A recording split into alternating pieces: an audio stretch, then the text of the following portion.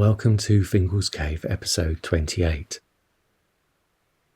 Our guest today has asked us to refer to him as the Masked Marauder. He became a beatnik in the early 1960s, grew his hair long, embraced the counterculture, attended demonstrations, was a regular at UFO and Middle Earth, and spent time with Soft Machine. I always liked outsiders, I never liked straight people. Have you always been an outsider? Yeah. Since the age of 9. What do you remember about being aged 9 then? That was when you became aware of it? When my mum died. I see. And being force-fed religion. Christian religion? Yeah. Well, they're all the same, they're all as bad as each other.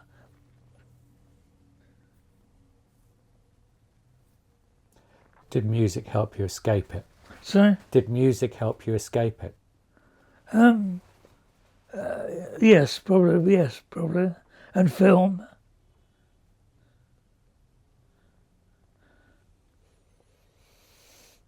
Yeah.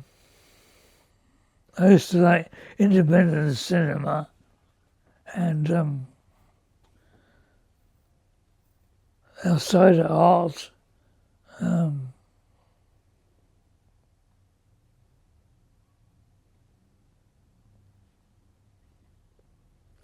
Yeah. Occasionally bumping into people, like-minded people as me, Not very often,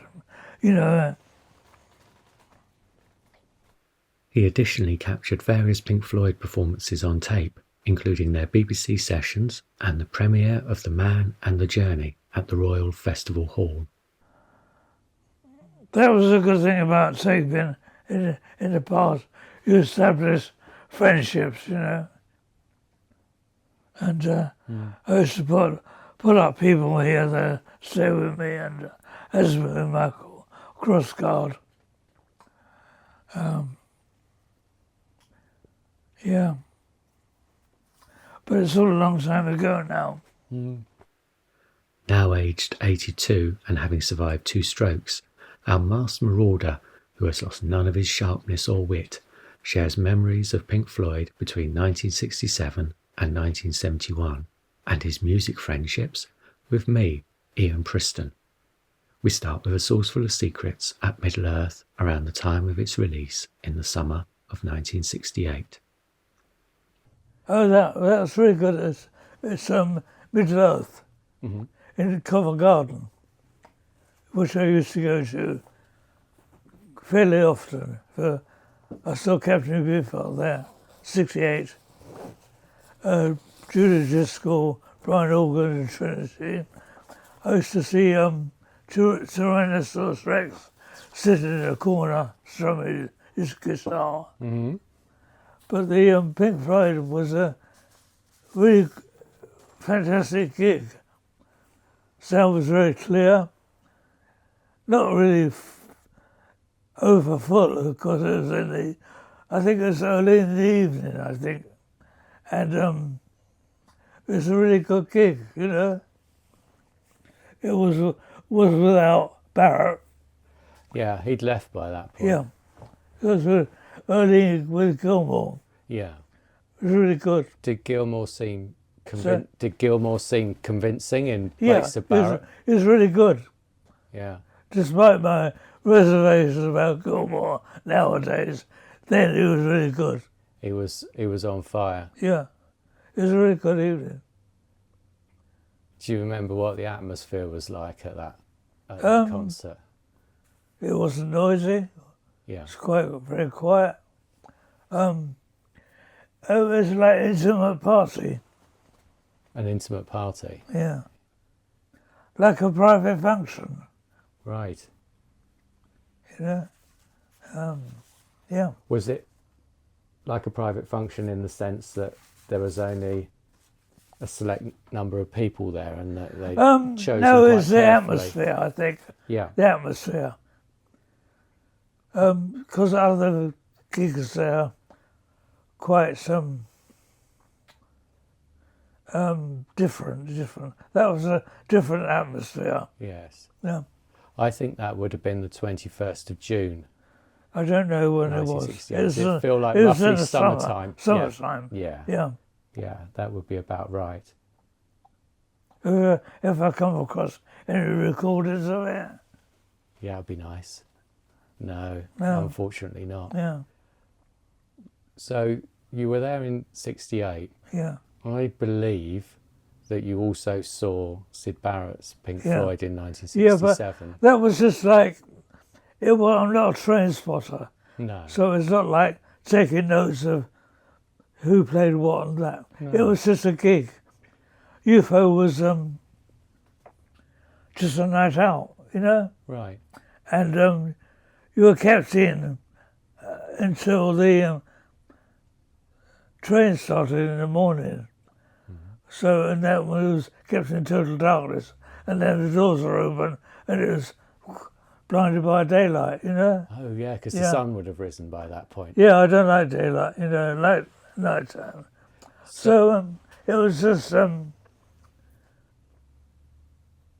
I went to UFO quite a lot. I mainly went to see Pink Floyd. I saw, who did I see though? Hydrogen Jukebox with David Tomlin, and might have seen Liverpool scene. Arthur Brown, Crazy World of Arthur Brown, who used to live down the road here. Did you always live locally? Sorry? Did you always live here where you live now? No, I lived here from '68. I see. I lived in Fulham in '63 to '66. I lived in Westbourne Terrace before that. I used to belong to Committee Rounders, which was a radical version of C&D. Right. So I lived in communes most of my life. Yeah. They work at the beginning, then they disintegrate. So in 67 you would go to UFO. Yeah, The way I hear it described is people would queue up there, they'd go in and they'd go down a staircase. yeah. It's a basement. Yeah. Yeah, In Tottenham Court Road. yeah. No tickets stamped on the hand. Okay. That was all. Did you have to be a member to get in? No, I don't think so. Maybe not. I don't know. I never had a membership card. I had a membership card for Eel Pie Island, which I still got. I had a membership card for Middle Earth I have somewhere. No, I don't think UFO. Maybe I can't remember. So I used to know a chap called Bill who went to UFO, and he described it to me as extremely loud. Yeah. Was it always very loud? Yeah, it was there? loud, yeah. Not deafening, but loud. Yeah. Yeah. And do people do they tend to sit around and watch, or Yeah. would they Dance. dance, Yeah. bit of everything? Yeah. So I remember there's a little bit of footage in the There's German footage film, of it. yeah, Yeah. De Jong and Nachwandler, Yeah. where they're all sat there. Yeah. But then you also see It wasn't like a folk club. yeah. Not like a folk club.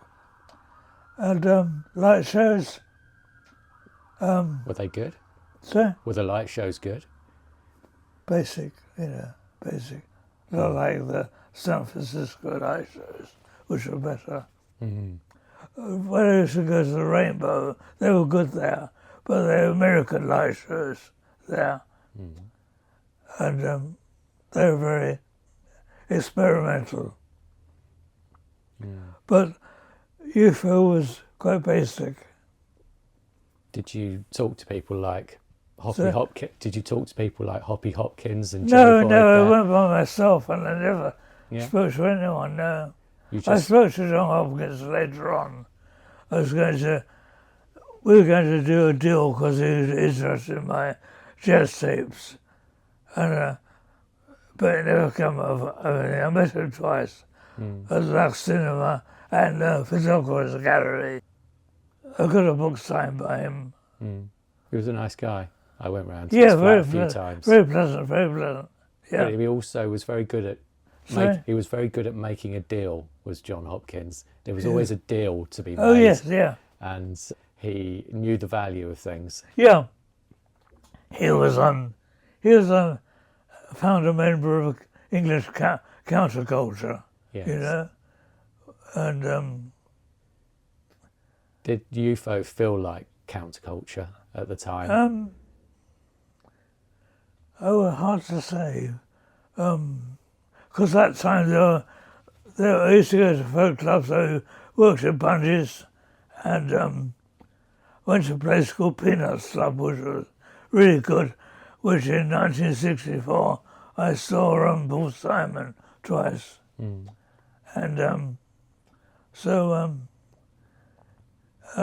that felt more countercultural than UFO Club did. Sorry? Did that feel more like the counterculture than UFO? No, folk wasn't counterculture. No. UFO was, I think. Yes.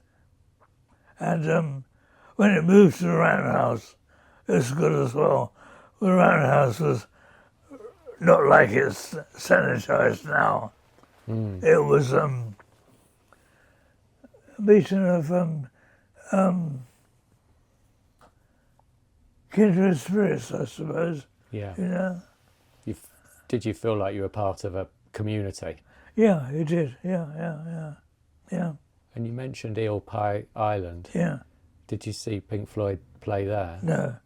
I used to go on a Saturday night to see Trad Jazz because people I went with like Trad Jazz.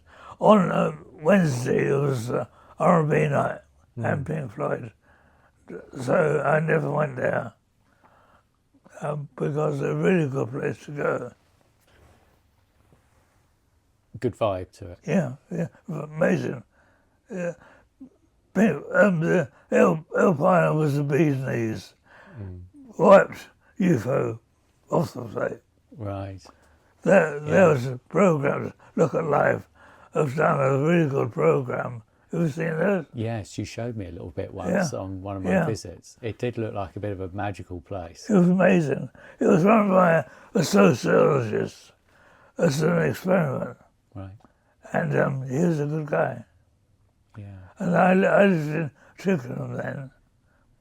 So you've lived in Twickenham, Fulham. I lived in Twickenham twice Hackney. as well. Yes. Yeah. It was good in that time. There used to have a really good Henniker's pub there. And I worked for the council then. And I used to hang out with loads of beatniks, which I was a beatnik as well in those days.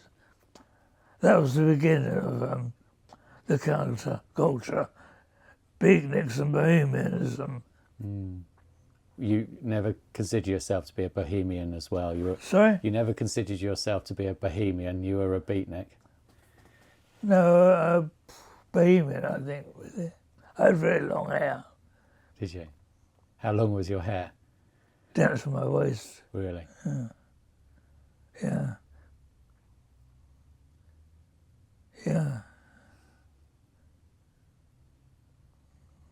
When I returned home to my stepfather's one night, they said, "Oh, do you mind leaving at a day when it's dark so neighbours don't see you?"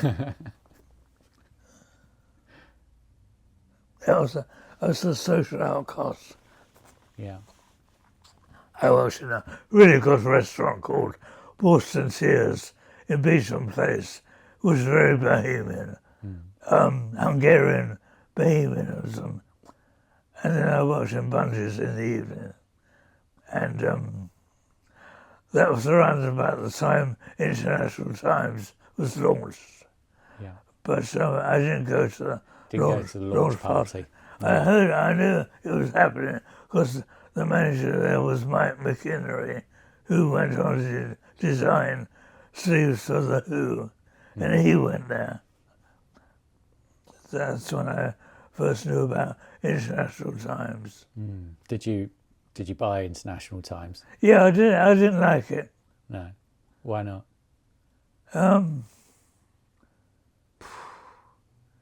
It didn't interest me really. No. When I've read copies of International Times, there's not a lot of content in there. It's a bit waffly. The ads were good. Yeah. But useful to know what's going on. Yeah. The covers were good, often as well. Yeah. I didn't like Oz. I didn't like the colour of Oz. You know. I never bought Oz. I've got a couple of copies, but I never collected it. And I never really collected International Times. I bought copies when they interested me. I have the copy for Technicolor Dream somewhere. But no, I didn't like the design. So in 1967, in respect to Pink Floyd, you saw them at UFO Club, but you didn't see them anywhere else? I saw them at Technicolor Dream. Oh, you were at Technicolor Dream? Yeah. Wow. That was amazing. Tell and us later about on, that. there was a couple of weeks later, there was a love-in there, which was horrible. It was people being beaten up. And There's a bad atmosphere at that one. Were you at the love-in as well? Yeah. Tell me about Technicolor Dream. It's really good. It's like a giant fairground. There was a helter-skelter. And it's the first time I ever went to Alley Valley. In 1974, I went there again to see Grateful Dead. And it was like a giant mixing machine. There's echoes everywhere. Wherever we went to the loo, walking around, the sound changed. But they had a fantastic sound system then. That was one of the best gigs I've ever been to. Was the sound system any good in 1967? Because there were multiple stages, weren't there? Yeah. Well, it wasn't state of the art. No. But it was you could hear it, okay? And did you stay all night? Yeah. And sleep on the floor? Because I couldn't get home. You were trapped there until, of course, they didn't have all-night trains or buses in those days. They started again about 6, 7 o'clock in the morning. So you're a prisoner there. I've seen films of people sleeping on the floor there. Yeah. Were you one of those? Did you sleep on the floor? Well, there's music going on. So, Right. Do you remember anything about Pink Floyd that night? No, it's just a night out, really. Another band? Yeah. Amongst many. I remember Roger Waters' voice very, very clearly. And visualizing him through the light show. At that particular concert? Sorry? At that particular concert, you remember his voice clearly? Well, every time I saw them. I saw them quite a lot at UFO. Mainly I saw them at UFO in Technicolour Road. Tell me about the Love-In. Why was that? Well, it was bad? a different organisation. Yeah. Not a good atmosphere. Is often said. Was it quite threatening? Sorry? Was the atmosphere quite threatening? It was intimidating. Yeah. Not a good place to be. Had they attracted the wrong crowd? Wrong organisation. Right. More a commercial venture, Yes. you know. Cashing in. I think Eric Burden was on that night. No, it wasn't a nice atmosphere. So one of the things I obviously know you well for is making recordings. Sorry? I know you well for making recordings at concerts and at gigs, and your jazz collection, for example. That you I made a mentioned. recording of Man the Journey. You did in 1969. Yeah.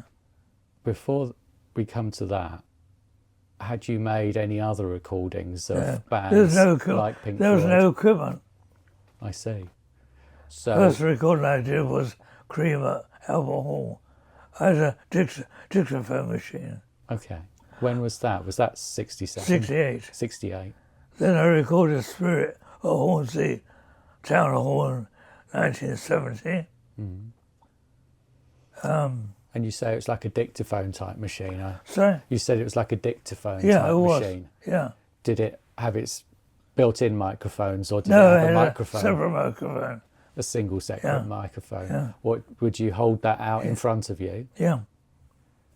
Was there any sense when you held that microphone out in front of you that anybody was going to tell you to put it away or leave? No. The only people have ever stopped me was at some Van der Graaf generator gig when I had permission to record it. Ironic. And so the guy saying, stop. I said, I've got fucking permission. You know? Because in later times I knew soft machine and I recorded them, and I had a set of microphone stands. What year was that? It was in the early 80s, because I was at the venue in Victoria, and Uxbridge University. I recorded Van der Graaf. Coming back to you making recordings, you made an interesting comment there that nobody had the equipment in 1967 to make recordings at concerts. Yeah. So it was a rare thing for somebody to try and attempt that. Yeah. Nobody would have attempted it at UFO in your No, I opinion. don't think I never saw anyone. No. Well, the soundboard might have done it, but probably didn't have any inclination to do so. No. It was just a moment in time, no reason to capture it. Yeah, pity. But you were also recording things at home at that point. I used to record Top Gear. You used to record Top Gear, yeah. And your Top Gear recordings are very important. Yeah, it was a thing to look forward to each week. Did you record every week? I generally make a point of being at home. I used to record Night Ride as well, which was a John Peel program as well. Funny enough, last week I recorded a Perfume Garden broadcast in its completion off YouTube. Ah, still doing it now. I just came across it by chance. That was from 1967. So you try and make sure you're home for Top Gear. Yeah. And if there was someone I was interested in, then I would make a point of being at home. And that would be on reel-to-reel. So, It would be on a reel-to-reel recorder. yeah. I didn't switch to cassette for a long time. No. I didn't like cassettes.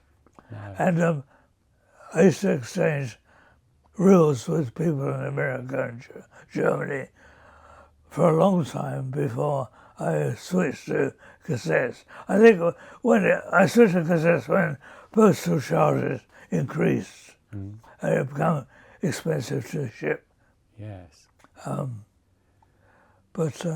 So you were, of course, the taper of the first Pink Floyd session. Sorry? You were the taper of the first Pink Floyd session when it was rebroadcast on the 5th of November 1967. And I know that because I can hear your fridge. Oh, in the yeah. recording. Oh, yes. Tell listeners about your fridge. Yeah. Where'd you get that from? Well, I think you told me at one point Oh. your fridge was a bit mischievous, wasn't it? It was. Tell listeners what used to happen. It was interference, some reason. Not every time, only one time, I think, when they did Mascadges of Hercules, which was really good. Ah, so that means that you also are the taper of the 8th of September 1968 broadcast, because I don't that know. was recorded in June, and you you must have caught that one. Yeah. And you also captured the 15th of December because, again, there's Your Fridge. Oh. That's in Interstellar Overdrive in that case. So as far as I know, you recorded on the 5th of November, the 8th of September, and the 15th of December. I don't know. Your I don't know the recordings, dates. You remember I co-wrote a book about Pink Floyd's BBC sessions. Yeah. So your recordings are rather important if you don't know that, because they feature very heavily in our book, and they also are significant historically because other people didn't capture the same thing as you. So your diligence at capturing those is, to me, rather exciting in itself. But Your Fridge can be heard. And it gets in there, and there's a burst of static in Interstellar Overdrive, for example. Yeah. I don't know. I was probably... Where was I living then?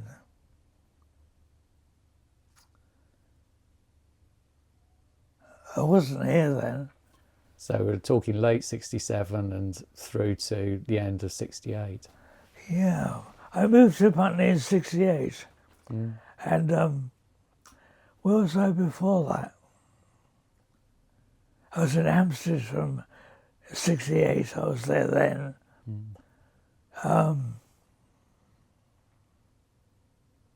Because I bought out a Robert Johnson record, which Mick Jagger bought, which is how they come to record Love in Vain. And I was selling that when I was in Hampstead because I used to sell jazz records. But before that, where was I living then? I don't know where I was living. Would have been London, though. I lived for a period of time in Westbourne Terrace again.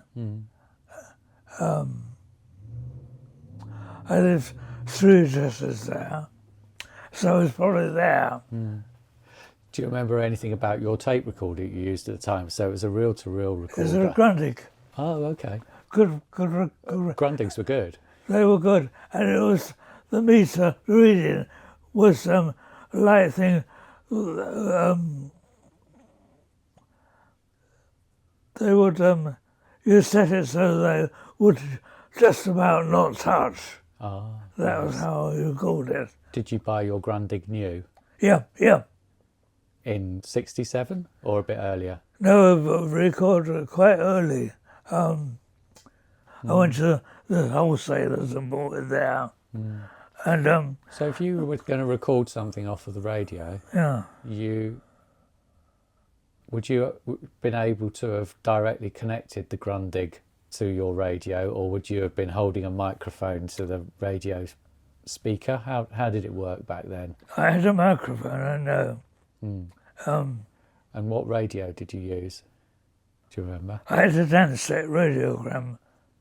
I see. But you couldn't link that to your Grundig with a cable, I don't suppose, or could you? Don't think so. So you had a microphone plugged into the Grundig, and that would have been by the Dansette speaker. I can't remember, really. It's just an interesting little detail, because you made good recordings. Sorry? You made very good recordings.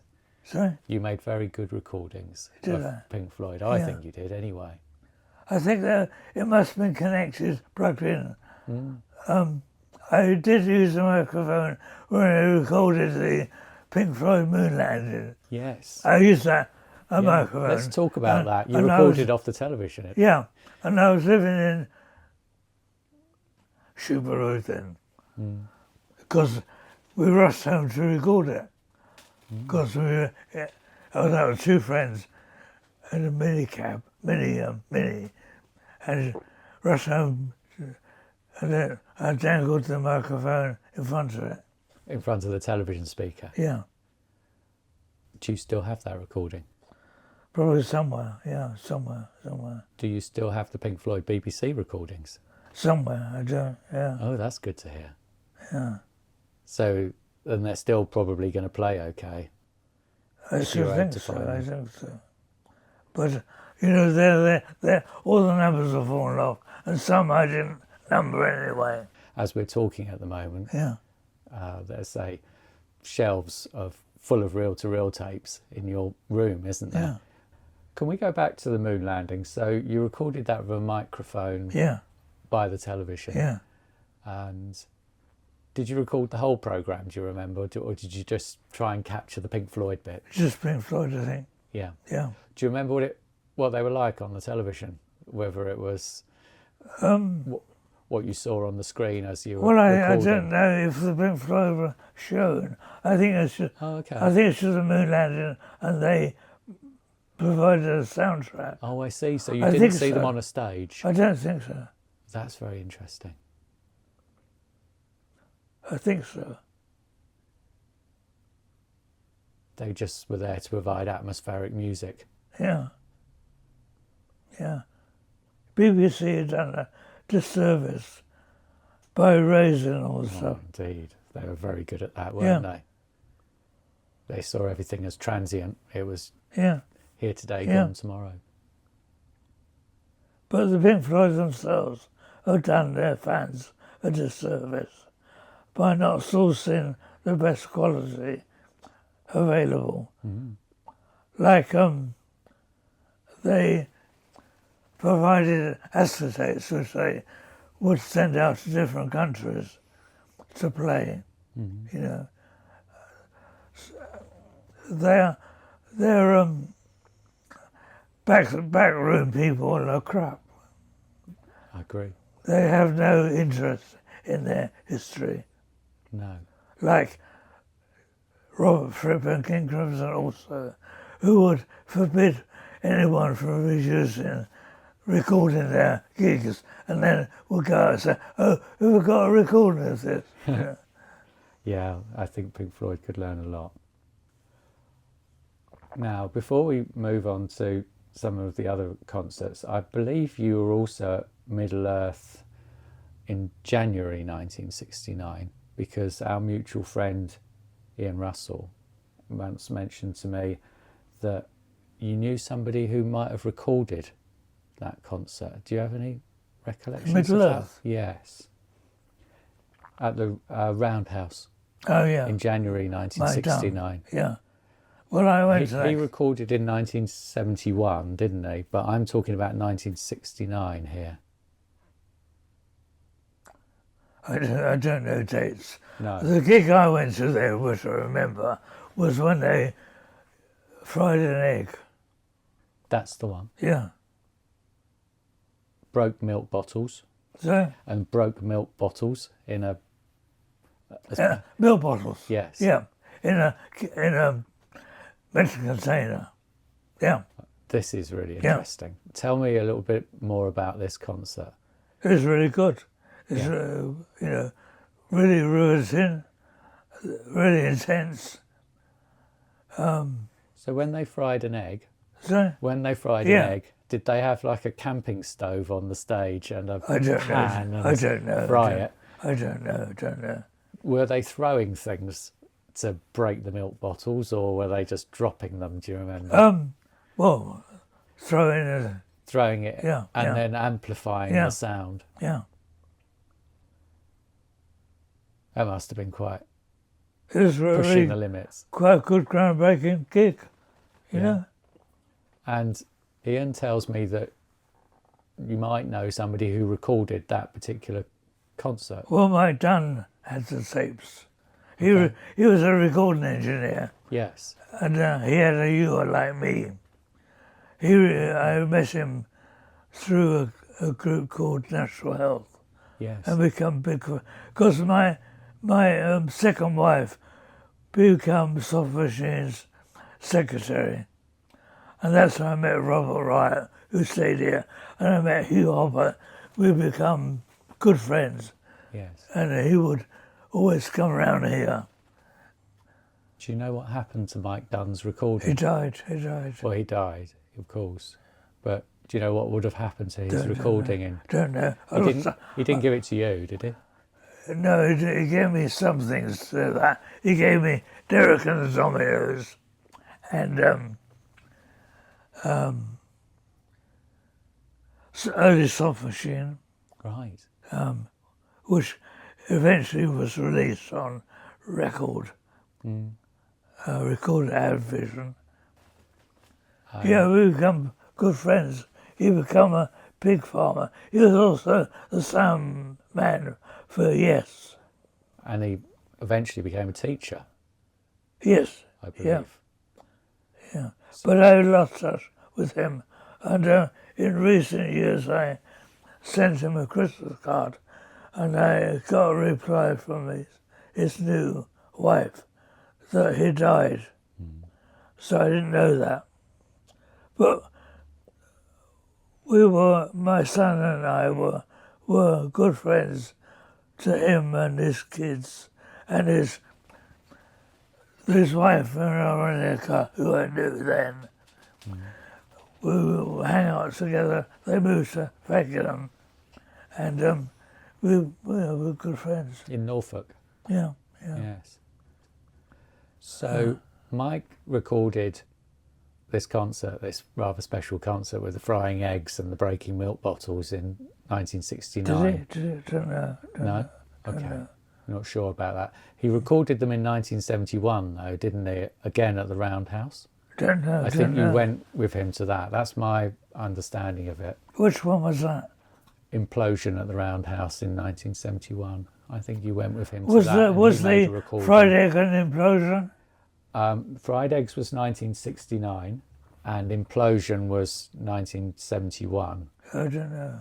And what was the 1971 then? So I think, well, that's a recording that there are a couple of versions out there with that one. One has got Nico on it and is a couple of hours long and it's got the Pink Floyd recording and it was with Mike and I think he gave you the reel or reels for that. And then there's also a shorter version which is just basically an edit of that recording. Do you have any recollection of that? Because I was wondering whether you still have it. What's the difference between the shorter and the longer version? Just somebody's edit, so it's probably a much shorter. Is that Pink Floyd? Or? It's Pink Floyd, yeah. But the longer version also has Nico on it. And I wondered whether you still have that reel. Because I think that Mike might have passed that reel to you, as you were his friend who went with him. Yeah, I've got American Dominoes. Don't recall you having any more Pink Floyd recordings. No. Yeah, sad loss is a big influence on my life, you know. Yeah. And I didn't like Yes. He gave me some Yes soundboards on cassette, but I recorded over them. Did you? Yeah. Sorry, Yes. Much to Rolf's disdain.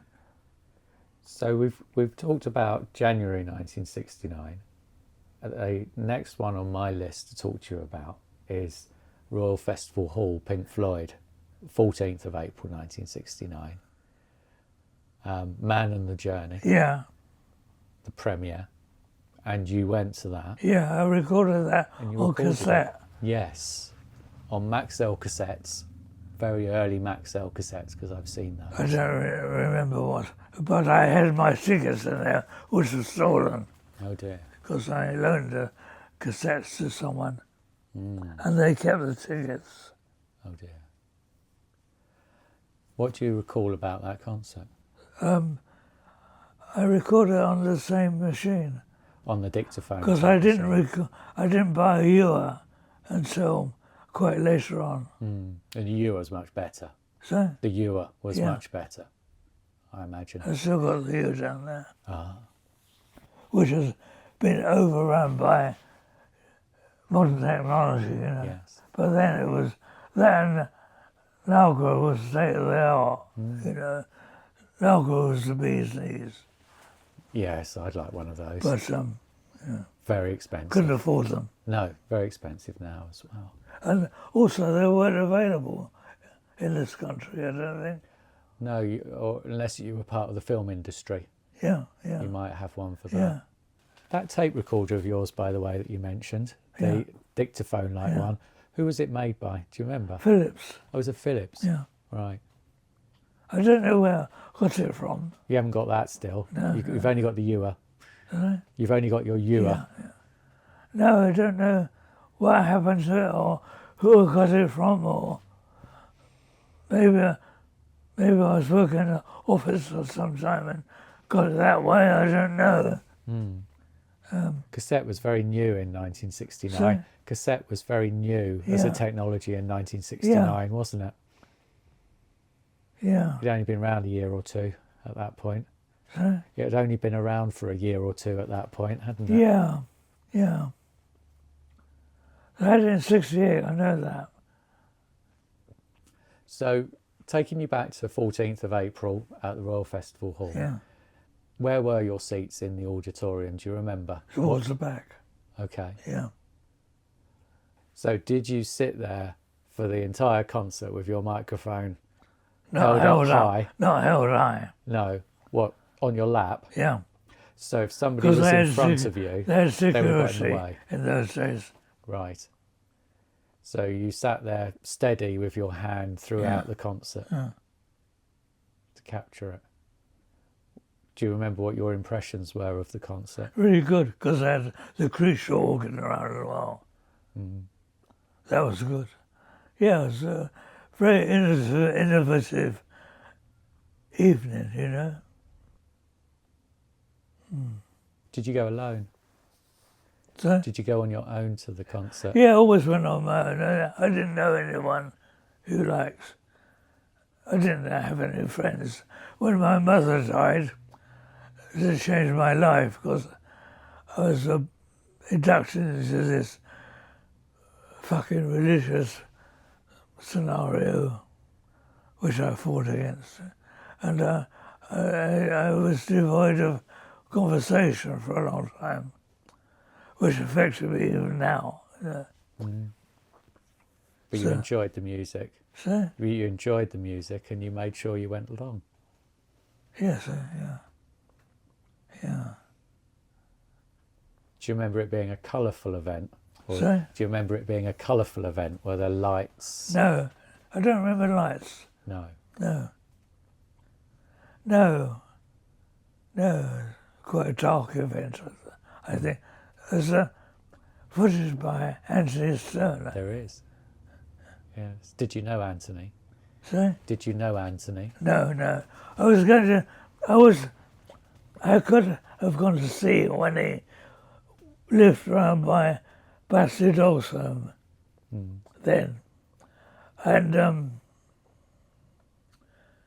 it was almost my plan to go and visit him because he was approachable. And I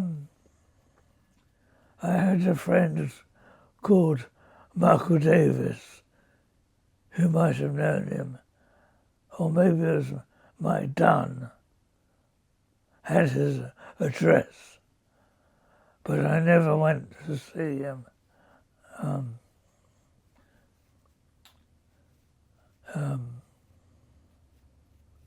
I don't know why Rolf never went to see him,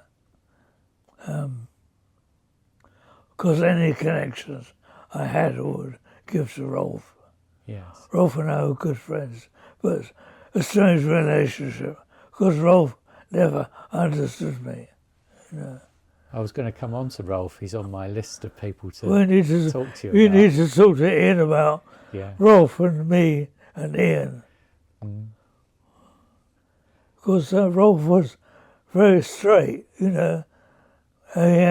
He lived the wrong lifestyle. And, very sad. It is. There's a lot of people who've gone. Because when he was in the army, we'd have a conversation on the phone, you know, and he'd say, "Why didn't you fucking answer my letter?" I said, "I haven't had time, you know. I've got a life, Rolf, you know." So by the time Pink Floyd were playing on 14th of April 1969 at the Royal Festival Hall, they were getting some great reviews. I've got a couple of them in front of me. A Beat Instrumental was saying that they were stretching way beyond the traditional realms of pop music, and Melody Maker described them as artistry in pop technology. Did it feel like quite an advanced performance? Because I came from a jazz era. Right. I went to see John Cage at the Savile Theatre in 1966. So experimentation wasn't new to me. No. Do you feel like Pink Floyd took influence from that scene? Maybe. Yeah. But jazz was just much more experimental, you know. Unfortunately, I never saw John Coltrane because I when I lived in Lample Grove in a bed set, it was a house full of musicians, and one day a guy said, "What sort of music do you like, Roy?" And I said, "I like pop music." He said, "Well, I'll come and play you a couple of records." I played me Miles Davis and Cannon Whiteley. And next day I sold all my pop records and started buying jazz records. Yeah. You were converted. Yeah. I'd like to come on soon to some of the people you knew, but let's go through all the concerts and get through to the end on that, because I've got a list here that I'd like You're to go through. very well briefed. I'm organised, yes. We like to organise for this. Well, it's a special opportunity to talk to you, and I'm really glad to be here today. The next concert I have on my list that you were at is the Royal Albert Hall. Yeah, well, that was 1970. that was really the last one I went to when I lost interest in them. Yeah. Unfortunately, because I would like to have seen them do Animals material, which is a favourite of mine. So they were quite serious musicians in 1970, I think. What are your recollections of that concert? Searchlights. Right. At the beginning? It's through the gig. Throughout the gig, because I know there's a press report talking about them being there at the beginning, searchlights. There's also a press report that talks about sirens. Were there sirens as well as searchlights? Don't know, can't remember. Because I wondered about these searchlights. Were they in the style of the Blitz, Second World War? Yeah. Was that what it was intended to signify? Yeah. From the stage, these searchlights? I don't know where they were. No. Do you remember anything else about that concert? Did it feel quite experimental? No, I don't know. Don't really recall. No, it's just a gig, you know. Yeah, but you remember the searchlights and that sense of being in the audience. Were they dazzling, the searchlights? No. And were they white, the lights? White or yellow, something Yes. like that. Yeah. Did you record it? No. Do you know anybody who did? No. People weren't recording those days. No. They weren't. So it was unusual that you bothered on the 14th of April Yeah. at the Festival Hall. Yeah. When you made that recording back then, did you make copies for other people? Yeah. Immediately or years later? Years later, yeah. I answered ads in NME or Melody Maker or something like that, you know. Because I lent it to someone and they stole the tickets, you know. I see. Well, so you lent your tapes to somebody and they stole the tickets. Oh. There was a lot of people who seemed to get their music through ads in the music. Sorry? A lot of people seem to get their music through the ads in the music press and through you. Yeah, the BBC recordings. Yeah. Did you make lots of copies of those as well? I don't know. Probably. Just going back to the BBC very briefly, there is a lost Pink Floyd recording from the BBC, which was from the 3rd of April on Monday. You didn't capture that one, did you, It's by no chance? good quoting dates for me because No. I don't. An early one. Yeah, I don't from know. the spring. What was on it? It would have been Arnold Lane. Would be one of the songs. Don't remember that. No. No. enough. So, we've talked about Royal Festival Hall 69, Royal Albert Hall 1970. Your friend Mike Dunne went along to the Bath Festival in 1970, but I'm not sure you went to that. I did, but I went home because up until that weekend it was a heat wave. Right. On the Friday, the heavens opened and it poured with rain. And all through the gigs, it was the sound was absolute crap because it was like phasing. The back of the stage was open and all the sound was sucked out. I recorded quite a few bands on the Ewer, but I erased them because it was crap. Right. And I was staying with a friend of mine and I went home. Mm. It was a disaster that weekend. Was it? Amazing that you taped over them, because now everybody would love to hear them, even though... No, it was all phasing. No, I see. I recorded Zappa, Yeah. Led Zeppelin, Steppenwolf, I think. It was all... And you immediately recorded over them. You couldn't hear anything. Right. Yeah. Mike taped Pink Floyd and possibly made a copy for you of that. Do you remember that? No. No. I've got American Dominoes. I've got that one from them. Because that's the two I thought you might have. You might have that Roundhouse recording from 1971 and perhaps that Bath recording, but you don't recall having either of those. No, I don't think so, no. And I think Mike also went to Parliament Hill Fields in 1969. Mike did? Yes. Don't know about that. You didn't go to that? Never mentioned it. He was living in North London in those days. When I met him, he was living in North London. I never went to see him there. No. I only went to see him.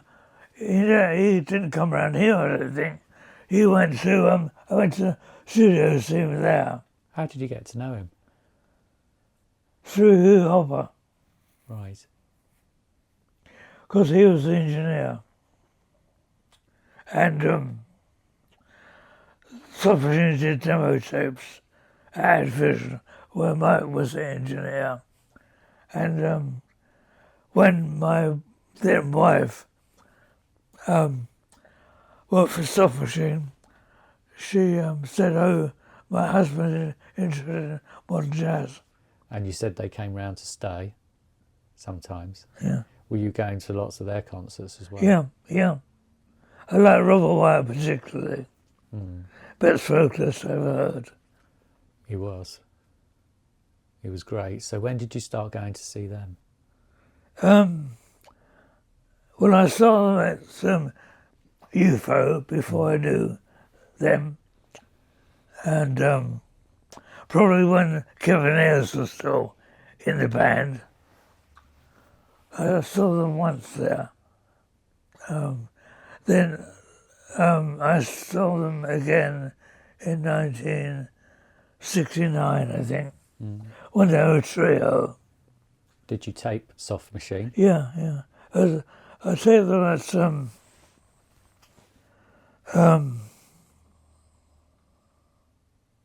the country club, which was in Hampstead. And I taped them at Fairford Hall in 1970, when it was a quartet with Elton Dean. So you recorded them in 1969 and 1970. 1969 would have been with your dictaphone type recorder. Yeah. And 1970? So you used the Ewer then. You had the Ewer by then. Yeah. Do you still have those recordings? Yeah, probably. Brilliant. It's good to know.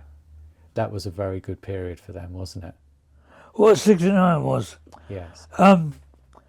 70 was totally different because they had Elton Dean on. beginning to change, weren't they? Yeah. Rolf was still on drums. Hugh was on bass. Yeah, and Ratledge was still on organ. Ratledge just died. Oh yeah, very sad. You got to know Soft Machine quite well, socially. Yeah. I got to know Hugh really well. I become friends, yeah. But I didn't go to his funeral, sadly. Did you go and see them in the studio? No. I saw them at BBC studios when they did a recording then. But Robert wasn't on drums then. John Marshall was on drums.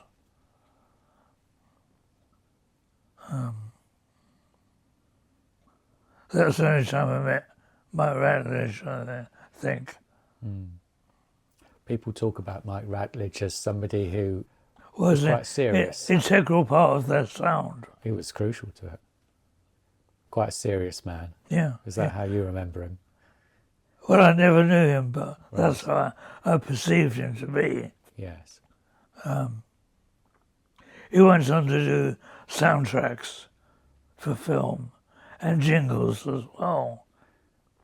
And I always liked his leather coat. Stylish. He was stylish. Yeah. And his haircut. Yeah, that was quite different, wasn't it? Very different, yeah. Yes. Very unique. Yeah. So you had long hair down to your waist still? No. You got it cut? Yeah. No. Were you quite stylish back then? Sorry? Were you quite stylish back then? Well, I've got a photo. I'd like to see that photo. Yeah, perhaps we could put that with the recording. Yeah. Let's talk about some of the people you knew. I believe you knew or know Barry Miles. I met him a couple of times at book signings, and I met him at a Wyndham Burroughs book launch. And I've met him twice and afterwards I asked, would you sign these? And he did. And I famously said to him, "And what are you doing now?" And he said, I'm curating Paul McCartney's archive. And I famously said to him, "Do you know there are people who think that they shot the wrong guy?" I said that to Barry Miles. And I still think they shot the wrong guy. Yeah, well said. Did he see the humour? Sorry? Did he see the humour when you said that to him, or did he? I don't know. He was a bit startled, I think. Not what people often say to him. So you knew Steve Bragger in the 70s, and would you go to concerts with him, or? Yes, because he liked Van der Graaf and liked Peter Hamill, and Steve would photograph them and record them as well. Yes. So I went to see Van der Graaf at Marquee with them, and but I stopped going to gigs because I was living upstairs then in 1972, and this was before I become a single parent. Once you were a single parent, it was hard to go to gigs, I suppose. Yeah. I couldn't go. I couldn't get out. Yeah. So you would go to concerts with Steve. I remember going to He one. would record. Oh, only one. I think so. Yes. Did you also trade tapes with Steve? As well. Yeah. You probably gave him some of those Pink Floyd tapes because he was a fan of theirs as well. So he was a fan of Pink Floyd, so you probably copied some of your Pink Floyd tapes for him. Probably. Did you know Bernard White? He was a strange character. He had hair down to his waist as well. Did he? Yes. Steve Bracken, who's Bernie White, because I remember Steve getting colour photos of Pink Floyd from Bernie White. And Bernie White lived in Hampstead then. But only met him when Rolf was over. And he was also Bernie White worked in a record shop called Soho Records, which was on street, running from Oxford Street to Charing Cross Road. Tottenham Court Road, Hanway Street, Yeah, you're talking about, in aren't there. you? Yes. And Soho Records was there. And I used to go there a lot. And Bernie was working there. Yes. But they used to say the Mickey of him, big time. They tease him. Yeah, tease him. But Bernie was a gentle guy, you know. He was very kind. Yeah. He was always very welcoming when I visited him as well. Yeah. When I was a teenager. And I met him at a record shop called Out on the Ledge, which was off Camden High Street. I remember seeing him there, and another record shop was on a corner when Rolf was here. Both times Rolf was here. Yes. And Rolf would never go and talk to him. He was afraid of Bernie. Was he? Yeah. Why? I don't know. I don't know. Let's talk a little bit about Rolf. So you knew Rolf for many years. Yeah.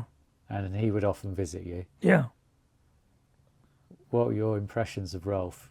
You were saying earlier that he never understood you. No. And what do you mean by that? He didn't have a sense of humour. Oh, I see. And we need to talk to Ian about times Rolf stayed here and how Rolf behaved, you know. Rolf liked to drink, but drink was his worst enemy. Right. Especially at going to gigs, you know. And did he let his hair down when he visited you? Because he had quite an important role in the family business, didn't he? Yeah. In Germany. Yeah. He was a very straight person, you know. Right. And he was the wrong person to be a Pink Floyd fan, you know. He was never a hippie. Would have never made it. No. I felt sorry for him. And he never had a mind on it, he never had a girlfriend. He tried to have one once. I think because of his background, it prevented him from having any relationship at all. You know? I see. He was working hard. Yeah. And then he had his music. And that was the other half to his life, Yeah, I understand. I went to his home many times, you know, loved staying there. And I loved his company. But I used to mock him, really. Not mocking him, but humorously, you know. I never knew Rolf. That's my statement about Rolf. I would love to know him. And when he was buying stuff here, he would never show me what he bought, you know. Was he quite private then as well? So, Was he quite private in that way? I don't know Or what did he it just was. think you weren't You interested? have to talk to Ian. Yes. Ian was there. Yes. When he would pass notes to Ian, not show it to me. All right. Talking of other names, people that you might recall, Michael Krogsgaard. Yeah. Did you ever hear back from him? I haven't heard back from him, no, not again, but he did obviously send you his best wishes. Yeah. How did you get to know him in the first place? I got to know him through, he's a big Dylan fan. Right, and you are as well? Sorry? You're a big Dylan fan as well? Certain periods. I don't know how I met Michael. Did you trade tapes with Michael? I don't know. We had a mutual friend called Jan Sneum, who I want you to find out about because his wife died and he became a single parent also. But He's a music fan as well. yeah, but both Jan and Michael used to stay with me here and in Twickenham. Right. And Whenabouts was that? The mid-70s? no, the 80s. Right. That was the 80s. Because I had a girlfriend lived in Twickenham then, and I moved in with her for a year. And she met Michael. But Michael had a record label as well. And there's a singer called Annette Peacock I really like, which he recorded. And he gave me, because she didn't like recording, so it was real to roll, so she cut it up and threw it into the lake. Ouch. But Michael made me a copy. Ah, so you had the remaining copy? Yes, somewhere. It's on Yes. real to roll, somewhere. I can't find it. And also gave me some recording of a Danish saxophonist called John Chakai, which I have a copy there somewhere. And but how we met, I don't know how we met. I can't recall. But we were really good friends. You remember him fondly, clearly. Sorry? You remember him very fondly, clearly. Yeah, lovely guy. Yeah, very close friends. Him and Jan. And What was Jan's surname again? Sneum, S-N-E-U-M. I did ask you about him. Because, I'll try and find him. yeah, I'd like to know if he worked for Danish radio. Right. And Let me try another name on you. sorry? Can I try another name on you? Did you know Nick Ralph? Nick Ralph. Yes, I did know Nick Ralph. What are your memories of Nick? Well, he had a magazine called Dark Star. Grateful Dead. Yeah. And I did took a photo of Robert Hunter, the Grateful Dead lyricist, and he used it on a record label down there. And so that was my connection with him. Did you trade recordings with No. Nick? No, it was I got to know him through Syd Barrett, maybe. Yes, I think they two knew one Yeah. another, didn't they? Yeah, it wasn't a close relationship, but I did this photograph of Robert Hunter. I try another name on you, if I may. Derek Akbar. Yes, yeah, really good guy. He lived up the road. He lived in Putney as well. Yeah, up the road, yeah. And yeah, we were really close friends. And he made amazing tapes. Right. Oh, the Rainbow. So he recorded at the Rainbow, didn't he? He recorded Pink Floyd there and November recorded 1973. Miles Davis there as well. Really? But the recordings were stolen. Were all his recordings stolen? Yeah. Do you know how? How did that happen? It was a break-in or something like that. What, into his house in Yeah, Putney? yeah. Really? No, I don't think he was living there then. He lived somewhere else before then. But his tapes was all stolen.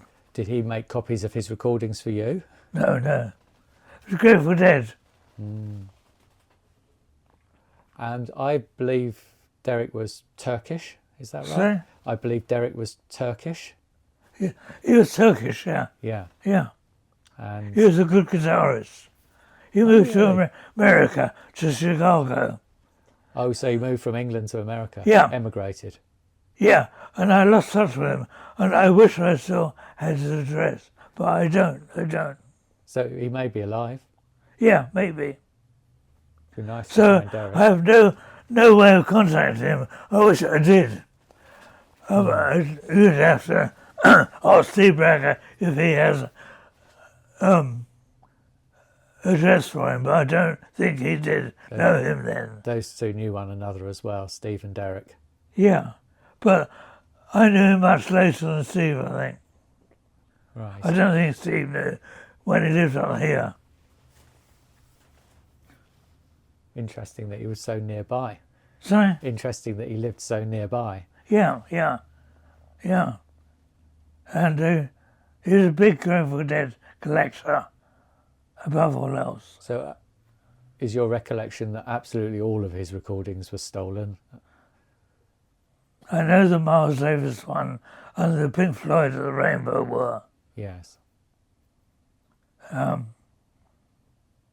Whether he made copies for anyone else No. before they were stolen, no idea. I think some copies were out there, yes. He must have been, Because he must have been devastated. I think Steve recorded the Floyd at Rainbow as well. I believe you're right, yes. So they two knew one another and probably exchanged recordings. I think they both time. recorded separately. Yes. Yeah.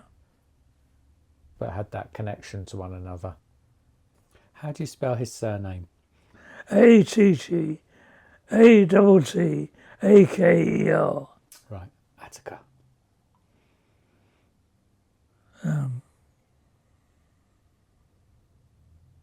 Yeah.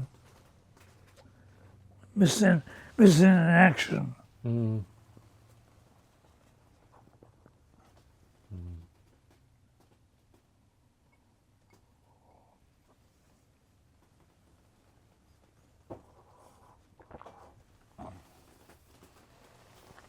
I think I only got, apart from Grateful Dead, I only got no, I didn't hear. I just got Grateful Dead. Started off at Allo Palais, 74. And then, because they had better contacts than I did later on, so I concentrated on those. But I wish I'd have loved to have got his Miles Davis stuff. But, yeah, he was living somewhere like Brown School when he got broken into. Right. Quite central then. But whether they took the tape machine as well, I don't know. Do you know what tape machine he used? Yeah, he had a Sony, as did quite a few other people. Really good, about that long. Right. I had one for a while. That was a cassette or that was a reel?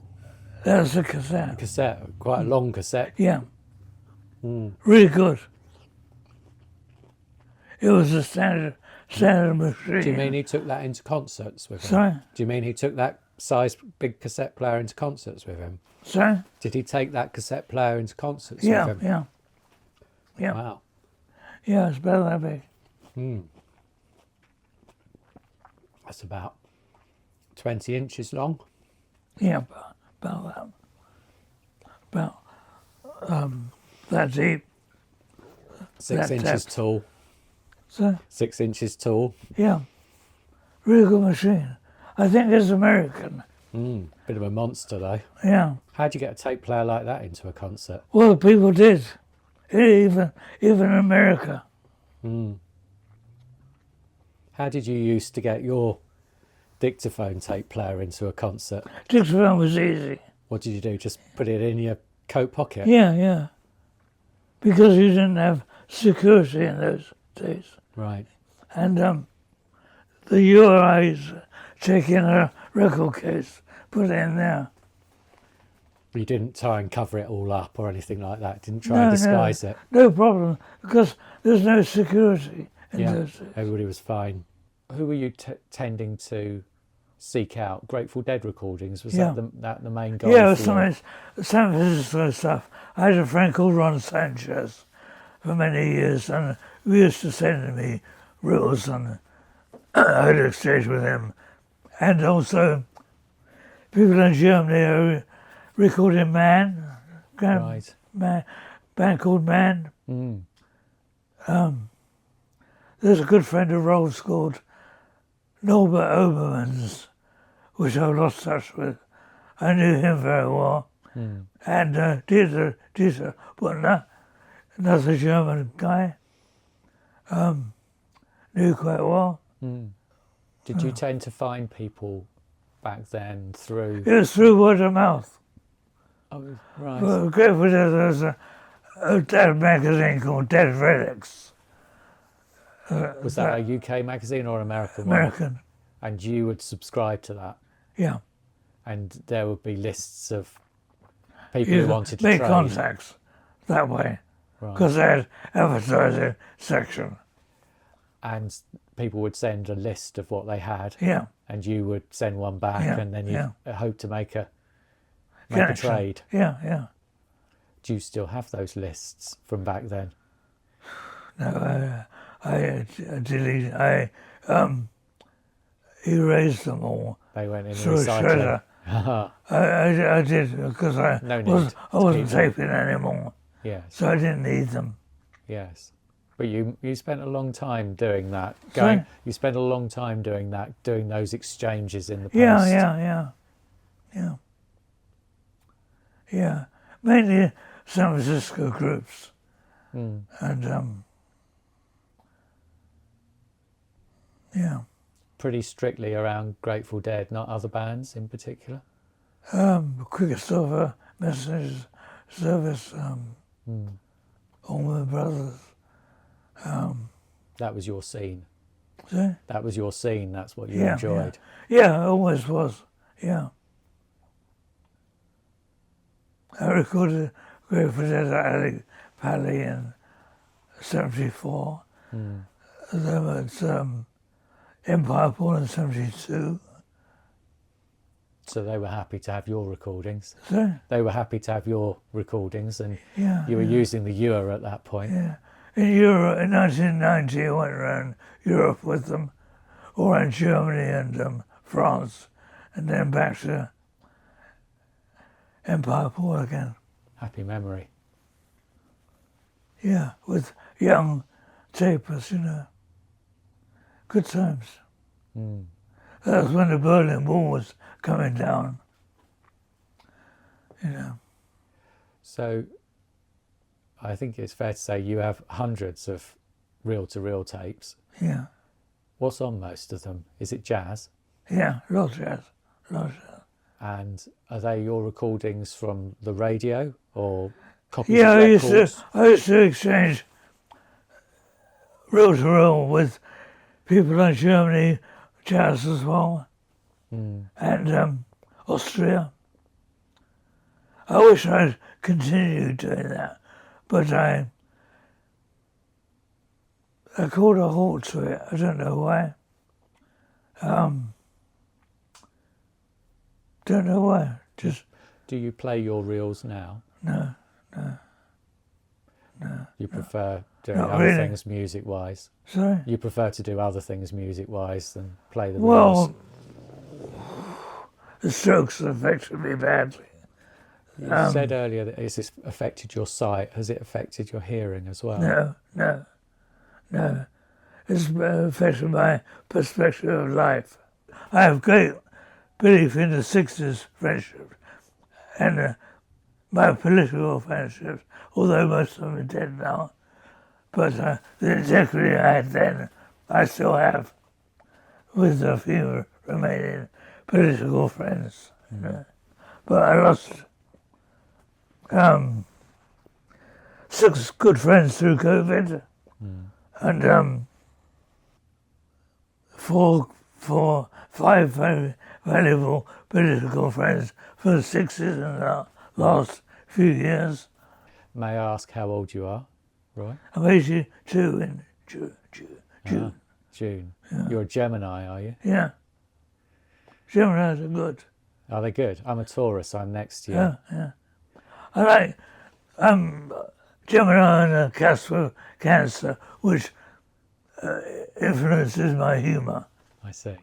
And Geminis are very young, That's a good thing to be. as Neil Young said. Or Bob Dylan.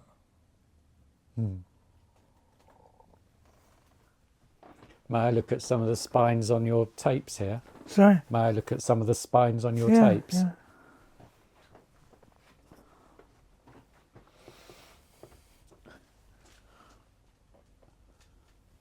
Lots of Grateful Dead. Yeah.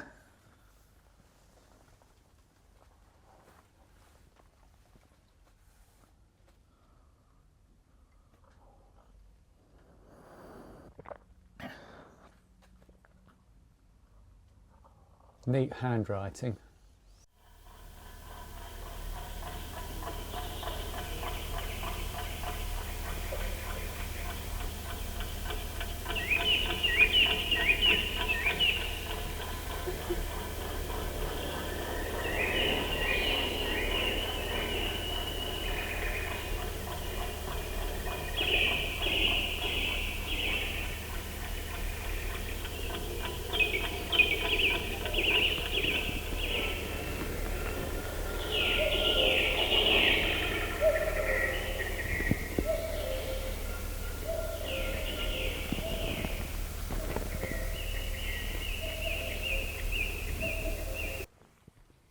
What's your view of Syd? Sorry? What's your view of Syd Barrett? I don't know, never do him. No. But Was he a presence on stage? Did you get the sense that he was there's just a guy on guitar. just an ordinary guy Yeah, performing? yeah.